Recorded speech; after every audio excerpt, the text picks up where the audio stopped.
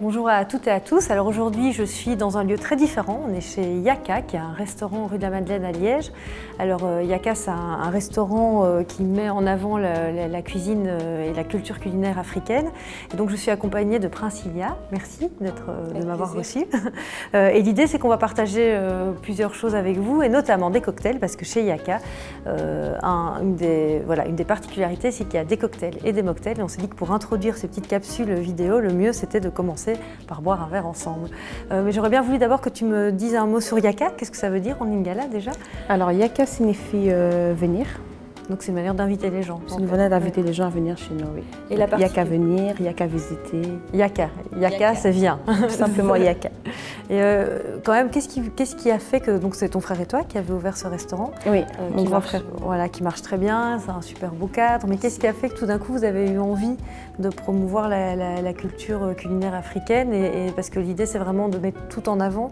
Donc vous êtes tous les deux d'origine congolaise, oui. Mais vous ouvrez en fait sur la culture. Donc est-ce que tu peux nous dire en deux mots quelle est la carte, comment ça fonctionne, enfin voilà, qu'est-ce que vous avez voulu mettre en avant?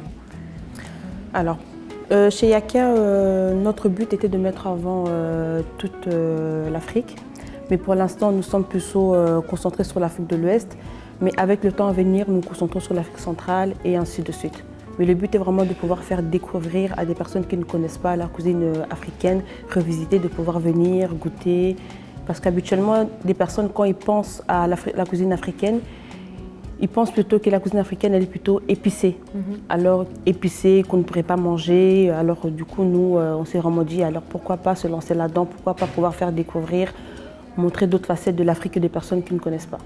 Et il y a un vrai plaisir de la cuisine et du partage en fait. Enfin, oui, c'est vraiment un plaisir. Oui. C'est vraiment un plaisir, oui. Et alors du coup l'idée aujourd'hui, on va commencer par un cocktail alcoolisé qui serait le Kinshasa. Le Kinshasa Mule. Oui. Alors de quoi il est composé, pourquoi, comment explique-nous un peu ce cocktail qui est de votre invention ou qui est plutôt quelque chose qui existe déjà? Je dirais que c'est plutôt quelque chose qui existe déjà, mais qui a été revisité par nous. Pratiquement tous les cocktails qui sont là ont été revisités par nous. Et il y a quoi dedans? Alors, dans l'African Mule, nous allons retrouver le rhum Kilou. Alors la particularité, oui c'est ça, il est ambré et puis la particularité c'est qu'il vient... il a été fait dans le centre de Kinshasa, oui. Donc il est à base de canne à sucre. D'accord. C'est un rhum ambré, donc nous allons utiliser ça. Et en Belgique, a priori, en tout cas à Liège, on n'en trouve que chez vous. Et en Belgique, on peut en trouver, j'imagine, dans Matongué, tout ça. Mais c'est aussi une des particularités, c'est que vous ramenez des produits directement en bateau. Venus de Kinshasa, oui. Ouais. On travaille avec des fournisseurs chez qui on va se fournir, mais principalement les alcools, la nourriture qui viennent de chez nous, viennent habituellement de Kinshasa, oui. Et alors du coup, en dehors du rhum, qu'est-ce qu'il y a là-dedans? Alors, en dehors du rhum, nous trouverons le sirop de vanille, du gingembre frais, du jus de citron et du thym juste pour décorer. D'accord. Voilà. Du coup, l'idée, c'est qu'on découvre le cocktail et il y en aura un deuxième sans alcool. Ah, pardon, excusez-moi, il y a du ginger beer aussi à la fin. Parfait, pour pétiller tout ça. Oui.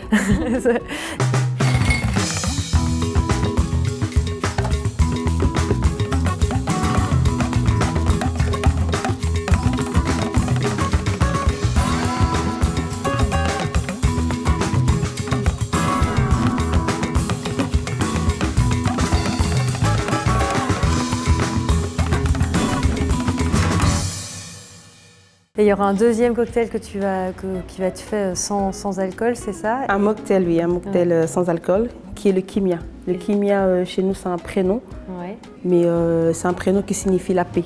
D'accord. Et donc du coup, c'est pour célébrer la paix ensemble? Oui, voilà. J'ai choisi spécialement celui-là, oui, disons pour célébrer la paix, mais c'est un mocktail que j'aime beaucoup. Parce que principalement, chez nous, on a un jus qu'on aime beaucoup, que toutes les personnes aiment boire. Ça a beaucoup de bienfaits pour le corps. On appelle ça le tangawis. C'est un jus à base de gingembre et d'ananas. D'accord. C'est voilà pourquoi j'ai choisi spécialement celui-là. D'accord. On va commencer par découvrir tout ça. Et l'idée après, c'est qu'on découvre d'autres recettes de cuisine. Oui. Avec plaisir. Ouais, merci.